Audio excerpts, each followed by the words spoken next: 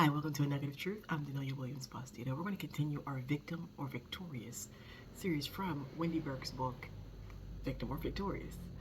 Today we'll be talking about Susanna Wesley.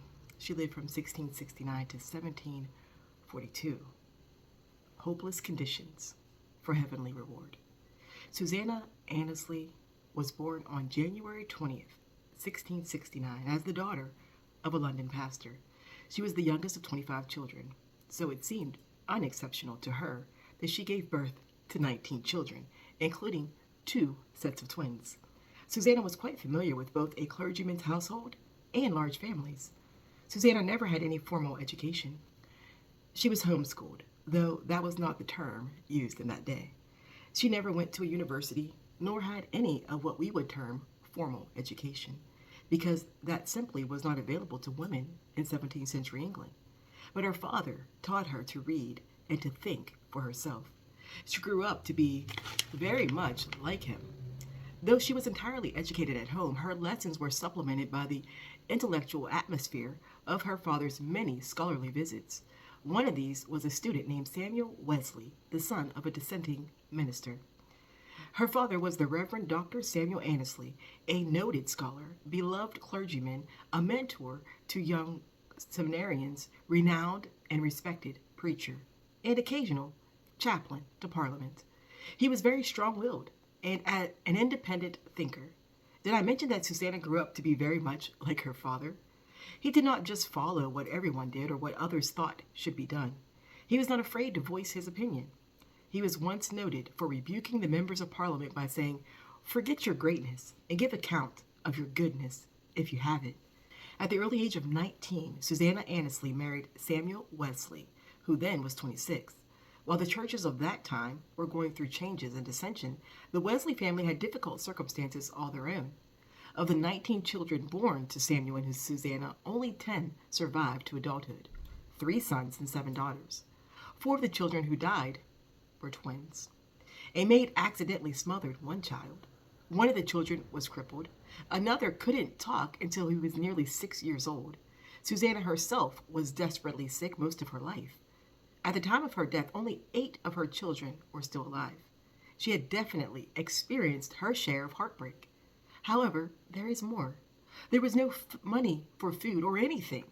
Debt plagued them. Samuel left Susanna to raise the children alone for long periods of time. This was sometimes over something as simple as an argument. One time he left for over a year. They disagreed on everything from money to politics. Samuel was put into debtor's prison twice because their debt was so high, which doubled their problems. Though he was a clergyman, he spent the majority of his time and their money on his research and writing. They were not always liked by their church members. Twice, the homes they lived in were burned to the ground, and it was assumed that their church members did it because they were so mad at what Sam preached in the pulpit. One of the times, their son John was inside and was almost killed, but was saved from a second-story window. Another time, someone slit their cow's udders so they wouldn't have milk, killed their dog, and burned their flaxseed. Talk about adversity. And yet, through all of this, Susanna took the education of her children very seriously. She continued to be the primary source of their schooling, seeing to it that all of her children learned Latin and Greek and were well tutored in classic studies. They began school the day after their 5th birthday, daughters included. The Wesley children received a very good education. The children attended classes for 6 hours each day and were expected to learn the entire alphabet on their very first day of school. All but 2 of her children managed this achievement.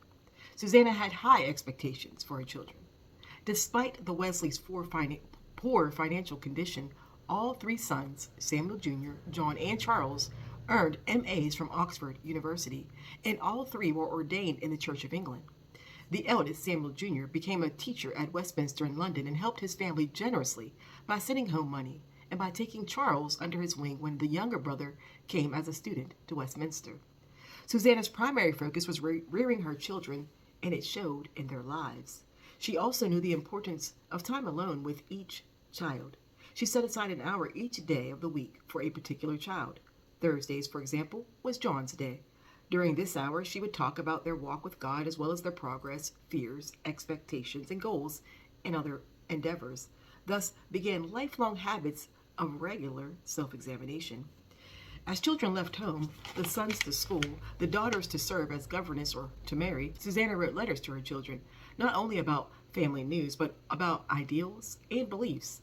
One day, John asked her if she would exchange the customary hour spent in one-on-one conversation to an hour spent in writing him on various topics. She informed him that she had already been doing this, and not only for him. Letters to other children were also meaty and insightful products of a devoted and intellectual mind.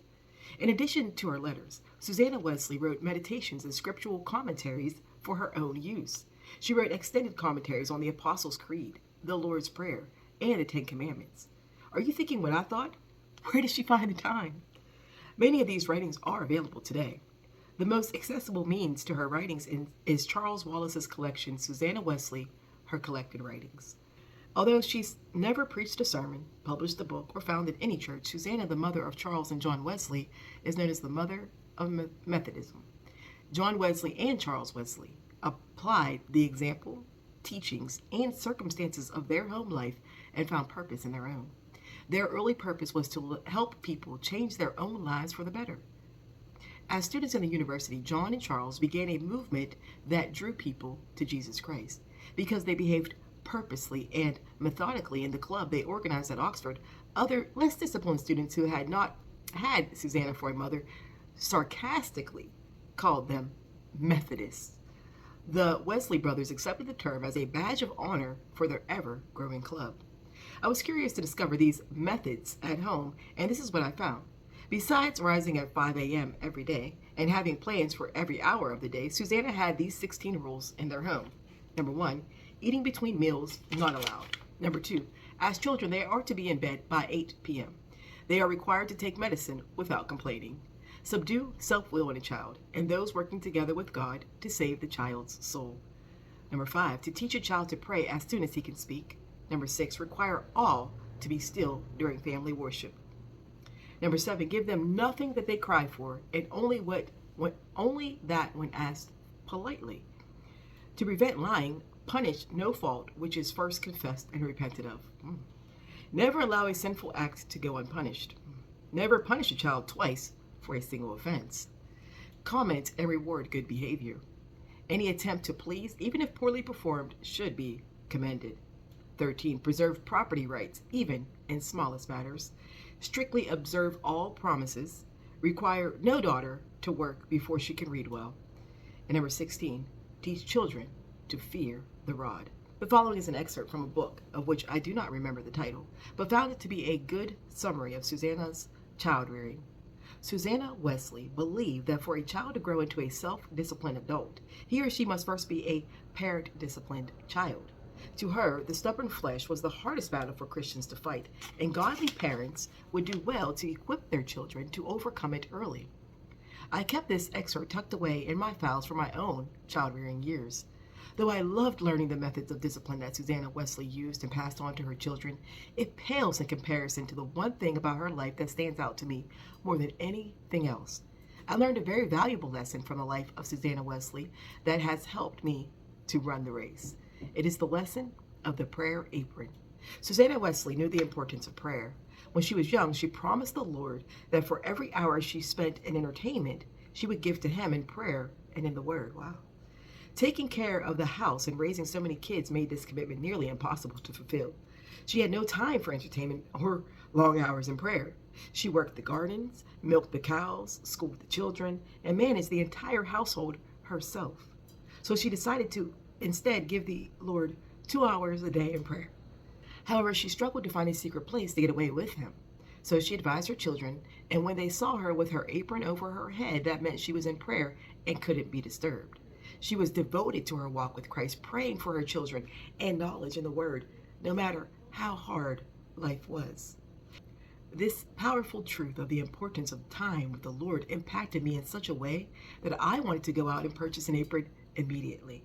How many times a day do I need to stop everything and commune with my Lord?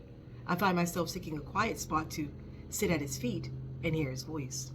Jesus tells us that no matter what else is going on in our lives, no matter the circumstances, trials, adversity, or persecution, only one thing is needful. As I find myself with more on my plate than I can handle, I know that it is then that I need to stop and pull my prayer apron over my head to eliminate all interruptions and spend time with my Savior. Friends of Jesus in Bethany, named Mary and Martha, found this to be true as well. Martha was busy with so much to do and was frustrated at the lack of help coming from her sister. This was Jesus' response to her. And Jesus answered and said unto her, Martha, Martha, thou art careful and troubled about many things, but one thing is needful, and Mary hath chosen that good part, which shall not be taken away from her. Luke 10:41 and 42. We can be the best mom, wife, friend, person in the world and still have untold hardships. We need to take Susanna's example, flip our proverbial apron over our head and pray in the middle of it all. Since I do not wear an apron, my children know that when I retreat to my office, my van inside my garage, that I need a few moments alone with the Lord. There's supernatural power in prayer. Also, take child rearing seriously. Her sons, John and Charles, were powerhouses for the glory of the Lord. John Wesley preached to nearly 1 million people in his day. At the age of 70, he delivered the gospel message of salvation to 32,000 people, all without the use of a microphone. He brought revival everywhere he traveled. His brother Charles also preached to many people and wrote over 9,000 hymns, many of which we sing today. I have no greater joy than to hear that my children walk in truth. 3 John, verse 4. And I hope that we all can be encouraged by Susanna Wesley's brief testimony here, biography brought by Wendy Burks in this book. And I'll put a link now to get this book, because it's not me who wrote it, but she should get the credit. But she put this together, and I just found it very encouraging for my own walk to be victorious, not a victim. Yes, hard times come, but we are more than conquerors through Christ. May you be blessed with truth today.